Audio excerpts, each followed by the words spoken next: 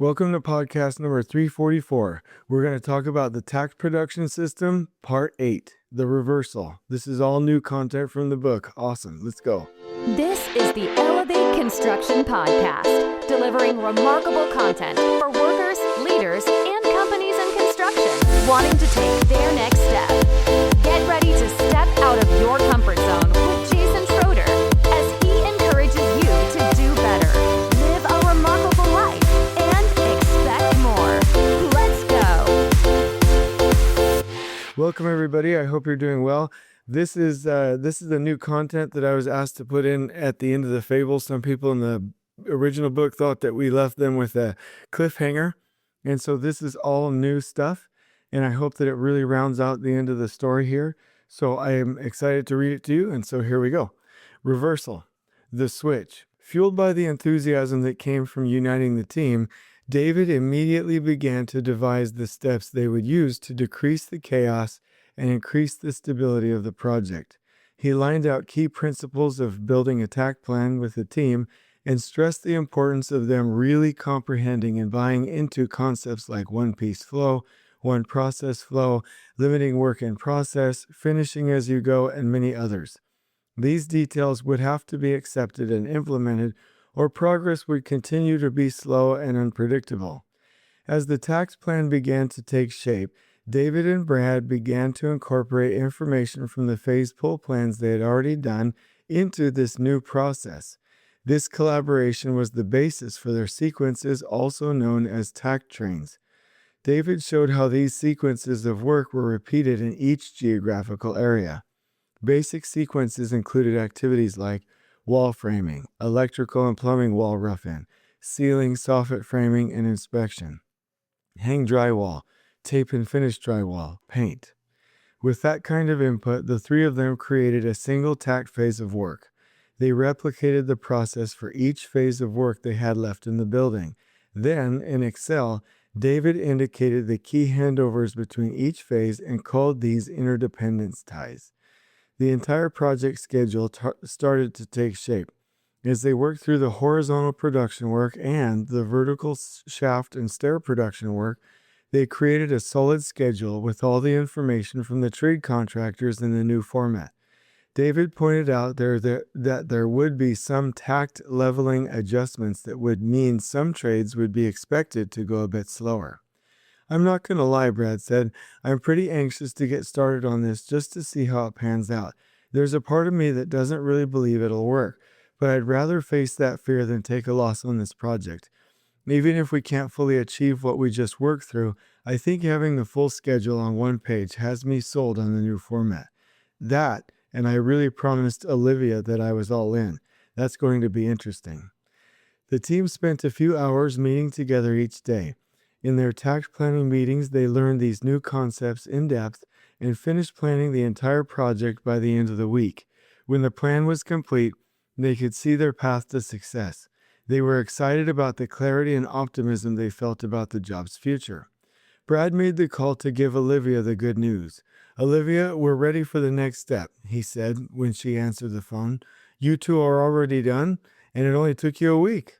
I was beginning to think the two of you became friends and were just milking the opportunity to hang out," she said pleasantly. "Nope, it's pretty much been all business. We're not completely done, but I definitely see it now. David and I have a session tomorrow to finish up, but we need to schedule a meeting so we can keep making progress. We'll be ready when you are." "Okay, Brad," she said, sounding very pleased. "David said we needed the whole team for this fresh eyes meeting, plus some outside eyes. Who do we need to have there?" "I honestly think we have it dialed in. I'm not sure we need a second set of eyes, but if I had to choose, I would grab Mark and Brent from the tower job downtown. They know this kind of work and should be quick studies when it comes to the Takt plan layout." "Okay, I'm thinking Monday afternoon for the fresh eyes. We could do 3 hours, revise the plan on Tuesday, and be ready to present it to the owner at our OAC on Wednesday. How does that sound?" she asked. "It sounds like a well-conceived plan. I'll set it up," Brad agreed. Creating the plan. Brad and David had created the Takt plan for OneCare in a week. It took only a week to translate their systems from CPM into a systematic flow. In its simplest form, the first steps were to identify preliminary Takt zones, identify Takt sequences, which could be done from historical information or pull planning, create the Takt plan, analyze the throughput time with formulas, and insert buffers. The trick was then to connect it with the last planner system and get reliable tasks for the weekly work plan, in addition to the new items. Brad soon realized this was easy with Takt because each Takt wagon had work packages in its composition. Each work package had work steps. The team had the option to use Takting or Excel for this, and for the first round they chose Excel, with the promise to upgrade once the system was stable. In Excel, the Takt plan at the macro level and norm level was shown in a timescale in the Takt plan. On the micro level, the work steps were shown on a separate tab categorized by work package. These were the items that would be transferred to the weekly work plan and were easily listed there. Brad saw how David could copy the work steps within a work package and paste them into the weekly work plan for collaboration and commitment from the trades. For Scrum, the work steps were moved into the sprint backlog to be moved to in progress and then to complete. Both formats worked. You said Takt helps create stable supply chains for Last Planner and Scrum at the short interval level. Can you explain how that works? Brad wanted to know. This is the best part, said David. There are a couple of things to understand here. Brad, first, the Excel procurement log is aligned with our rhythm per the Takt plan now, correct? Correct, said Brad. And now they are in the same document too, which I like. Second, the design, even before procurement, is leveled per our Takt plan. Are you following? Brad was happy to say he was. So now we have design, submittals, fabrication, deliveries, information, equipment, coordination, contracts, and permits, all queuing up ahead of the work in a leveled chain of activities. Next, we have to clear the path and see the problems. Here's how we do that. Each Takt wagon has work packages and work steps. The question is, how do we make sure the work in these work packages and Takt wagons is ready without roadblocks? The answer is that we do it with work steps. There are a few different categories of work steps. For instance, if there is a work step with the title Pre-Construction Meeting, we wouldn't want to see it a day before the Takt wagon, right? David asked. No, but that is where I'm getting confused, Brad admitted. I get the procurement thing, but how do we plan the work if we're not focused on that particular Takt wagon until the week of the actual work? You're right, said David. We don't start looking at the work just beforehand. It isn't ever supposed to come as a surprise. We have to look at it before we come to it. Weeks ahead in some cases. For the pre-construction meeting, for instance, we want that at least 3 weeks ahead or 3 Takt times ahead of the work. So we simply put that work step within the Takt wagon 3 weeks earlier than the meeting is scheduled. Oh, I see, Brad was relieved. I thought you could only have the work steps in the Takt wagon that pertains to that specific work package. I'm sorry, I should have clarified that earlier, David said. This is how we prepare work. The whole system doesn't work optimally unless you use work steps. Using work steps in this way ensures that we're always preparing work. Takting does this automatically, and if you use a program like Timoti, you can simply add it to the sequence and it shows up in the Takt plan. Pretty convenient, right? So when we have a pre-construction meeting or submittal due or whatever, we can identify and see issues with it before it becomes a problem. The Lean community always says to make work ready by seeing problems ahead of time, and this is likely the best way to do it. Those roadblocks are marked here in Excel or when using a program like Takting. They're also shown in your visual maps. Okay, this is cool, Brad mused. It's also going to save me a ton of time with Last Planner. Instead of having trades spend hours coming up with the weekly work plan tasks from scratch every week, they can use the work steps and add in any new items or adjust for variation. We're going to get through these meetings much more efficiently now. Brad and David had made Takt trains for every phase and showed them visually on one page. Then they inserted their buffers, interdependence ties, other single sequence work, the Takt point of no return, and all their formatting. Most importantly, they checked that all sequences were packaged from collaborative pull plans. If there was a sequence or two missing, they sat down with that trade partner foreman to work through it and make sure durations, crew counts, and material procurement would support it. They were ready for the Fresh Eyes meeting and had a job site collaborative plan. The Fresh Eyes meeting. Welcome, everyone, David announced when the appointed day arrived. I love these meetings, and I'm confident this one will be amazing. You think everything is amazing, Olivia teased. David laughed. I know I do, but this time it's warranted. Hello to our outside eyes, Mark and Brent.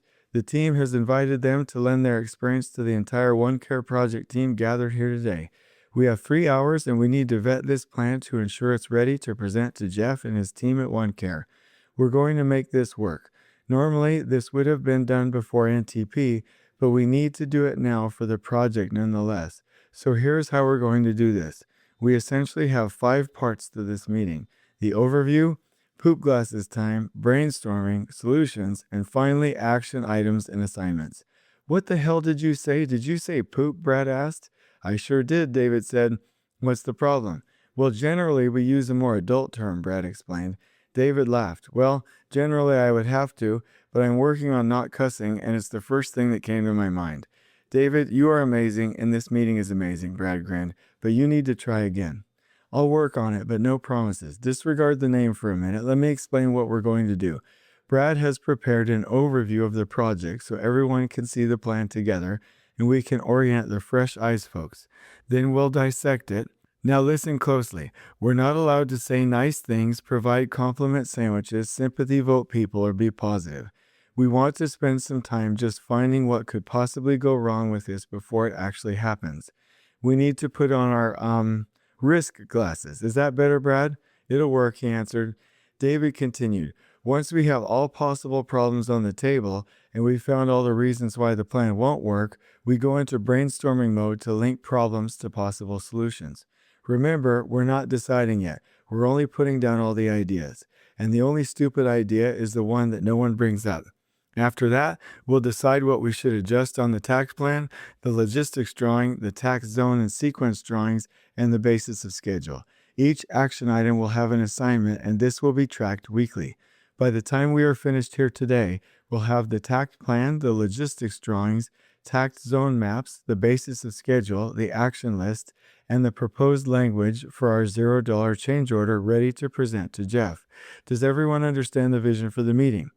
This ought to be a blast, and there isn't even any rafting involved. Let's get started, Olivia said with a smile. Okay, there's just one more thing I'd like everyone to keep in mind as we move forward.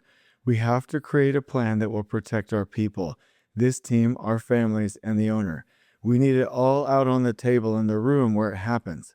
And please, let's speak up here and now and agree there's no gossiping outside on the project. Can everyone commit to that? David asked. After various affirmative gestures and verbal acquiescence from many different voices, they began. Brad presented his overview of the plan for the project, and he explained the various steps. He found himself gifted with even more understanding of how the system works, and it was further solidified in his mind. The team patiently spent time on each section and accomplished each objective. They had to adjust the Takt train and break it into 2 phases to accommodate flooring and the medical equipment installation. They realized that their most difficult area would be completed just ahead of substantial completion and made plans to support the trades in that area. By the end of the meeting, they had a list of line items. Number 1, confirm procurement for separate phases. Brad, 1 week. Number 2, can the OFCI equipment dates be leveled according to the new plan? Olivia, 7 days. Number 3, create an organizational chart by functional area to send out to the trades for communication. 1, 2 days. The meeting was full of great questions. Does the schedule have weather and schedule contingency? Have the trade partners vetted their durations in some form? Are there any other owner activities in the contract that require to be included in the construction schedule?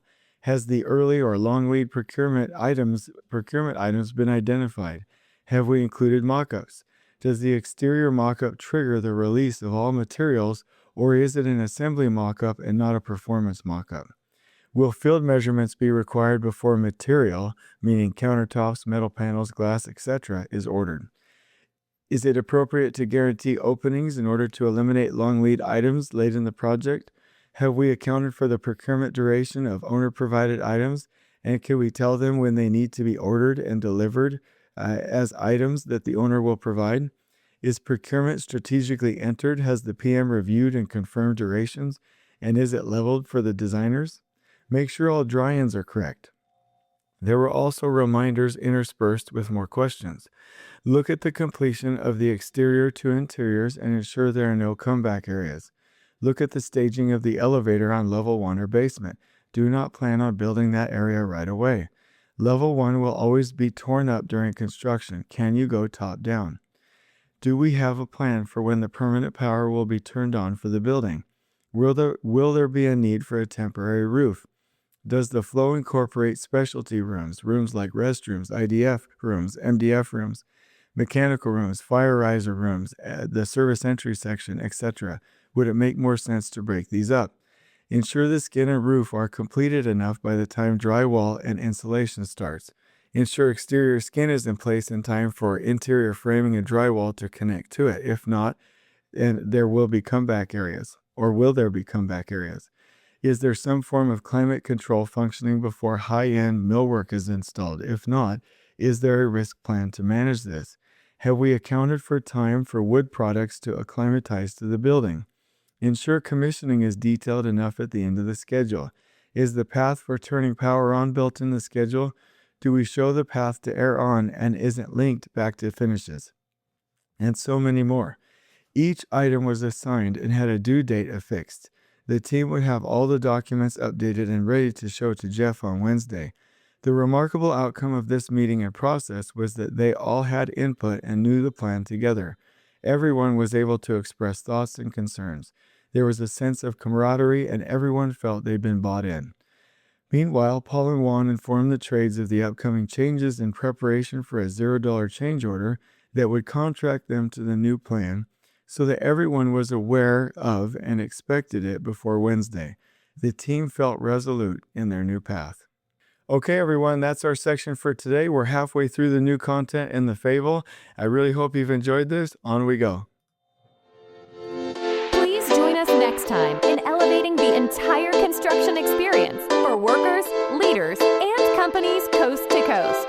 If you're enjoying the show, please feel free to share with your construction colleagues and help us spread the word by rating